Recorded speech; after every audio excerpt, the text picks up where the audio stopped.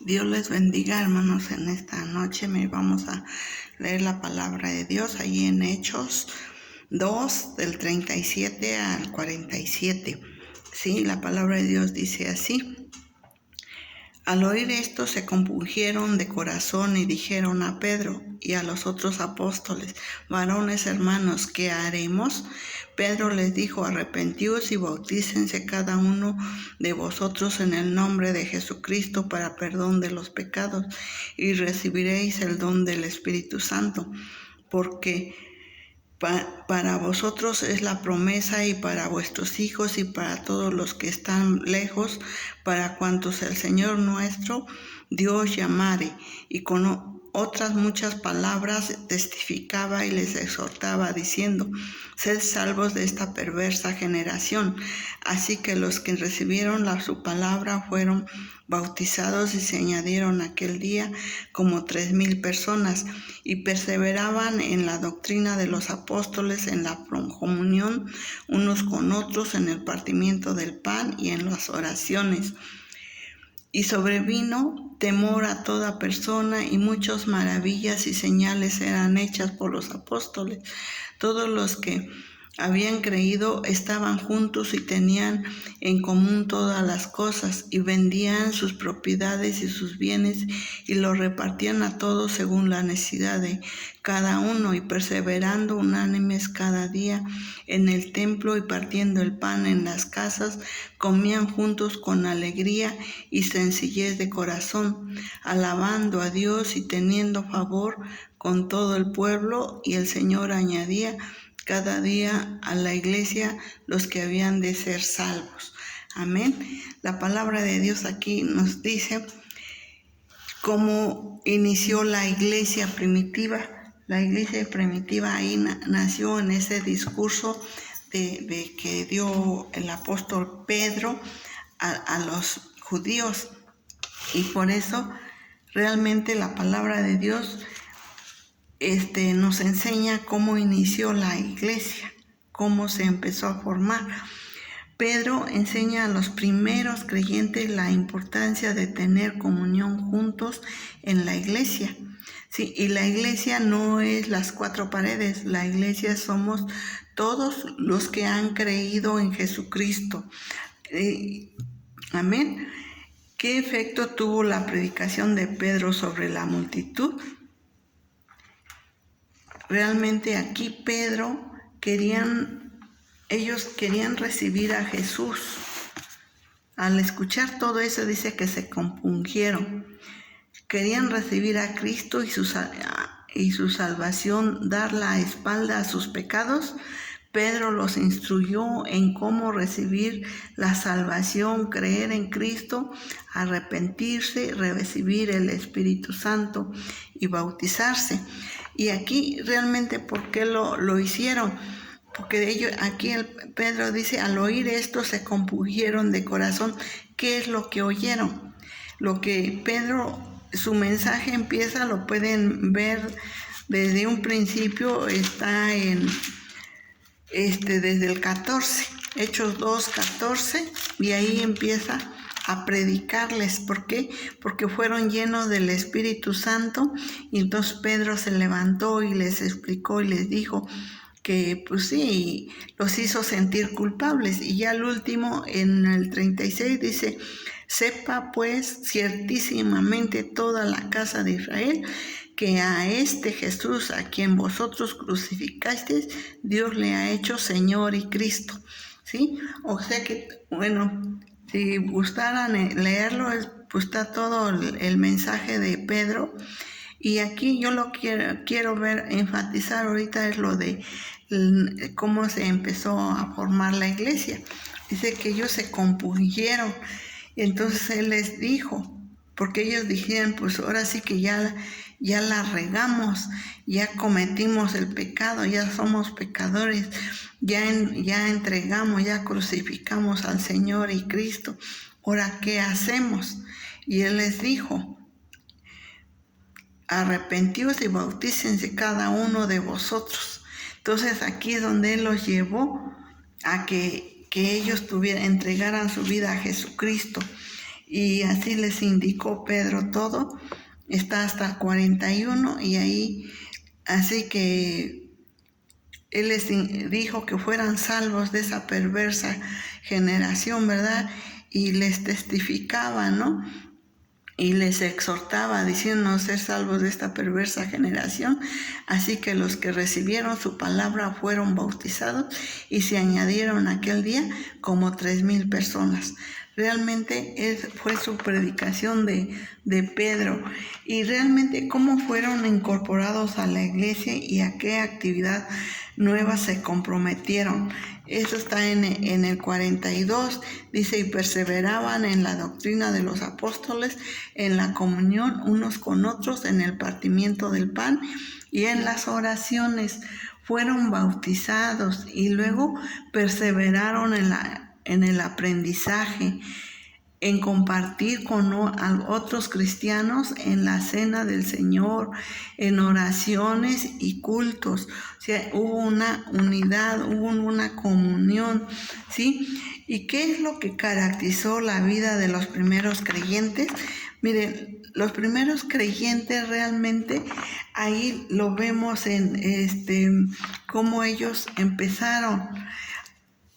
Ahí empezaron con el amor hasta el punto de compartir los bienes materiales, la unidad, gozo, sencillez, alabanza, buenas relaciones, crecimiento de la iglesia día tras día. O sea, aquí mostraron su amor unos con otros, no peleándose, no criticándose, nada, sino todos empezaron con ese amor a punto de compartir todos sus bienes para los que no necesitaban algo. Entonces ahí sí mostraron su amor, y entonces porque ellos les vino un temor, ¿verdad?, a toda persona, y muchas maravillas y señales eran hechas por los apóstoles. Entonces todos los que habían creído estaban juntos y tenían en común todas las cosas, y vendían sus propiedades y sus bienes y los repartían a todos las que según la necesidad de cada uno. Entonces aquí vemos que se estaban apoyando, no solamente con palabras, sino también con hechos. Y vemos qué efecto tuvo la vida de la primera iglesia sobre la sociedad que la rodeaba. En el 43 nos dice que sobrevino un temor, lo que le acababa de leer ahorita, sobre un temor sobre todas las señales y las maravillas que hacían los discípulos. Entonces vemos ese aspecto santo por la obra de Dios. Al ver los milagros y las vidas cambiadas, cada día más personas recibían a Cristo. Entonces esa es la táctica que el Espíritu Santo le hizo hacer a Pedro, ¿no? Dice que todos al ver tantos milagros, todo lo que veían hacer los discípulos, ellos hasta tuvieron miedo, temor de las señales, y en eso entonces se pusieron a convivir con ese amor, esa comunión. Y en el 46 dice, perseverando unánimes cada día en el templo y partiendo el pan en las casas, comían juntos con alegría y sencillez de corazón. Aquí realmente la palabra nos dice, ¿verdad?, por qué esa iglesia creció muy rápido. ¿Por qué? Porque no había envidia, no había rencor. Todos se entregaron totalmente a Cristo con todo. Así como Cristo entregó todo en la cruz del Calvario, ellos aquí se despojaron de todo y empezaron a ayudar a los demás. Y entonces todos los que estaban necesitados, pues se iban añadiendo cada día a la iglesia. ¿Por qué es tan necesario entonces que un creyente nuevo encuentre un hogar espiritual en una iglesia? Por eso cuando nosotros invitemos a alguien, compartamos la palabra, compartamos, y si hay una necesidad, tratar de apoyar en oración. Y si tenemos con lo que le hace falta, ¿por qué no darle aquí dice que compartían el pan con sencillez? No, ay, es que yo hoy no traje nada porque no tengo y ya me voy mejor. O sea que había sencillez tanto de los que llegaban como lo de los que lo estaban recibiendo. Que no haya orgullo, ay, no, yo por qué me voy a quedar a comer. Al rato van a decir que nada más vine por la comida y que eso. No, simplemente había esa sencillez y comían juntos, dice, con alegría y sencillez de corazón. Eso es lo que los motivaba a seguir. Y entonces nosotros, ¿qué podemos hacer nosotros también en este tiempo? ¿Cómo podríamos disfrutar de la vida en la iglesia como la disfrutaban los primeros creyentes? Pues igual, realmente teniendo amor los unos para los otros, compartiendo lo que tengamos y recibiendo con mucha alegría y con lo poquito que nos den, nos inviten, todo siempre darle gracias a Dios. Tenemos que hacer y dar gracias a Dios porque esa persona hay un cambio de vida, porque sus vidas son cambiadas. Nosotros nos debe de alegrar porque alguien se acerca a nosotros, a la iglesia, ¿verdad? Como iglesia, y nos debe lejos de decir, ay, tener temor de esta persona, que si era así y así. Nosotros tenemos que ver los milagros que hay en las personas simplemente al cambiar una vida, al acercarse a Él, es un milagro. Entonces para poder crecer espiritualmente, no está solo recibir los beneficios de un hogar espiritual, tenemos que enseñarles a orar, compañerismo, enseñanza, sacramentos, ayuda, o sea que todo tenemos que decir, tienen que bautizarse, tienen que orar, tienen que tomar la cena, ayuda en las dificultades, o sea, todo lo que nuestros amigos y vecinos, nuestros familiares necesitan. Por eso estamos para compartir la palabra de Dios, volviendo a esa comunión sencilla de la que ellos disfrutaban, ¿sí? Entonces tenemos que volvernos. Y en el 47 dice, alabando a Dios y teniendo favor con todo el pueblo, no con uno, no hacer excepción de personas.